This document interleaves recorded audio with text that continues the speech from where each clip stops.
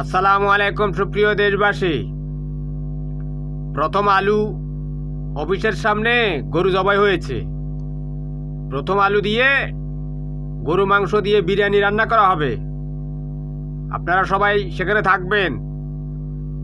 এই প্রথম আলু বাংলাদেশের মুসলমানদেরকে সারা বিশ্বে জঙ্গি হিসেবে পরিচিতি করিয়ে দেওয়ার জন্য ভারতীয় গোয়েন্দা বাহিনীর যে স্ক্রিপ্ট সেটা নিয়ে বাংলাদেশে কাজ করত। যা হোক, সেখানে বেশি ঝামেলা করার দরকার নেই। সরকার তো আমাদেরই। বেশি ঝামেলা করলে সরকারে একটা অস্থিতিশীল পরিস্থিতি দেখা দিবে।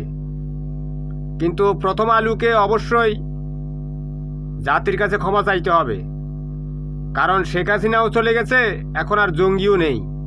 তার মানে কি, জঙ্গিটা ছিল একটা নাটক।